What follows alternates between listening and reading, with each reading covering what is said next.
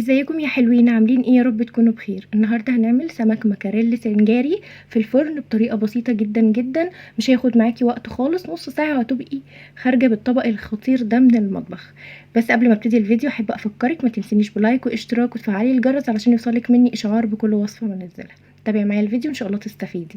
معايا كده كيلو ونص من السمك المكاريل.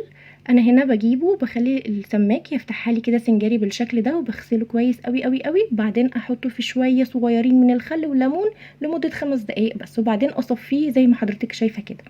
ومعايا فلفل الوان من كل نوع، فلفل واحده بس، وجزريه مبشوره، وبصلايه عملتها في الشباسه، وفلفل حار، وشرايح ليمون، وكمان معايا كزبره وشبت، واهم حاجه الكرفس. تمام. من كل حاجه كوبايه. تمام كده. ومعايا هنا بطاطسايه قطعتها شرايح رفيعه قوي زي ما حضرتك شايفه كده، معلقه كبيره من الكمون، ومعلقه كبيره من البابريكا، ومعلقه كبيره من الكزبره الناشفه، ومعلقه ونص من الملح، وهقولك ليه، وزيت وخل، وطبعا طبعا مش هننسى التوم لان هو الحاجه الاساسيه اللي معانا في الفيديو. هنا التوم بتاعي، انا هنا بجيب التوم ده بخزنه من السنه للسنه زي ما انت شايفه كده، بخزنه بهريسه فلفل احمر، بيبقى خطير قوي. لو عايزين تعرفوا الطريقه اكتبوا لي في التعليقات وانا اقول لكم طريقته بعمله ازاي. حطيت هنا حوالي ربع كوبايه من الخل على التوم، حطيت معلقتين كبار كده من التوم، وهحط عليهم عصير 4 ليمونات. تمام. طبعا السمك ده بيحب الليمون جدا جدا، بيحب التوم جدا. كل ما هتتبلي الحاجه كويس كل ما هيطلع طعمها معاكي خطير. هنحط الكمون والبابريكا والكزبره وكمان الملح. حطيت معلقه ونص لاني طبعا مش هتبل السمك بس، ده انا هتبل الخضار بتاعه كمان ببقيه التتبيله. هنقلب التتبيله مع بعض بالشكل ده، وبعدين هتبل بيها السمك. اهم حاجه اهم حاجه تختاري جوده السمك تكون كويسه جدا. وبعدين هتبل السمك بالشكل ده كده، و هخلص كل الكميه بتاعه السمك بالتتبيله، وبقيه التتبيله انا مش هستغنى عنها، ده انا هتبل بيها الخضار اللي قدامكم ده كله.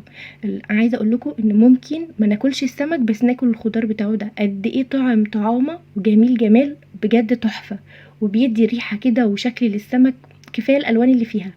كمان الصينيه دي بتبقى غنيه جدا، كلها اوميجا 3، السمك ده كله اوميجا 3، مفيد جدا جدا للاطفال، حلو قوي.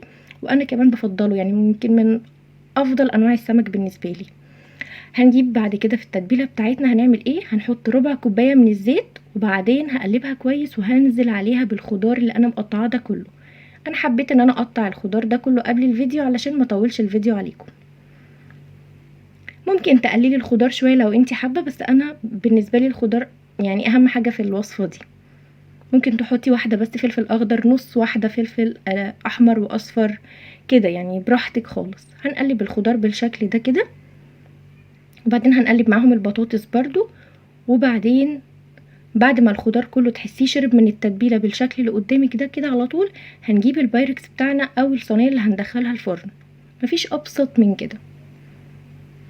هنحط فيها شويه زيت صغيرين قوي، وبعدين هفرش شويه من الخضار اللي انا عملته ده في القاع بتاع البايركس بتاعي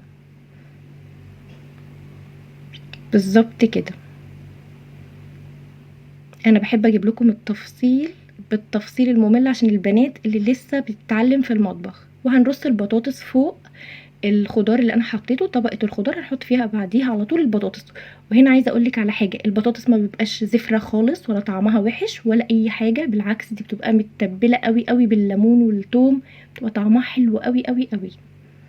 وبعدين حطيت السمك بالشكل ده كده، وهحط فوقيه بقيه الخضار اللي انا عاملاه ده كله. مفيش ابسط من كده، بالظبط بالظبط بياخد في تحضيره نص ساعه، ونص ساعه في الفرن ما بياخدش اكتر من كده خالص. يعني انتي لو محضراها وحطاها في التلاجة وجيتي تاني يوم على طول حطيتيها في الفرن، لو بتشتغلي طبعا او حاجه، مش هياخد معاكي وقت خالص. كده انا خلصتها، هدخلها فرن يكون سخن لمده نص ساعه بس، مش اكتر من كده. هنا هنعمل الطحينه. هنا معايا مثلا كوبايه من الطحينه، حطيت عليهم شويه صغيرين من الثوم، وربع معلقه من الكمون، وربع معلقه من الملح، وكمان معايا ربع معلقه من الشطه، وعصير ليمونه، وخل طبعا حوالي برضو 3 4 معالق خل. هنقلب الاول الكلام ده مع بعض، وبعدين هنزل بالخل. بنزل بالخل الاول علشان لما اقلبه مع بعض يديني لون ابيض للطحينه على طول. هتلاقيها كلكعت ومسكت كده في بعضها، ما تخافيش خالص هتفك معاكي. سوري لو انا قلت كوبايه طحينه، انا اقصد نص كوبايه طحينه. وبعدين هنزل بالميه حبه حبه لغايه لما التكتلات اللي قدامي دي كلها تفك وتبقى ناعمه معايا كده. اول ما توصل للقوام ده هحط لها شويه زيت وكده الطحينه معايا تبقى تحفه جدا. هنا السمك خرج، مش قادره اقول لكم الريحه كانت قلب البيت، تحفه جدا وخطير والله العظيم. نفسي تجربوه وتدوقوا جمال طعم السمك ده، ان شاء الله هيعجبكم. وبس كده هقدم طبقي معاكم. عملت معاه شويه رز صغيرين، وكمان عملت معاه الطحينه زي ما انتوا شفتوا، دايب دوب السمك ونضيف وطعمه متبل وخطير جدا جدا. وكمان البطاطس استوت وبقت حلوه قوي. لو عجبك الفيديو ما تنسينيش بلايك واشتراك، واشوفكم في وصفه جديده من وصفات اسراء. السلام عليكم.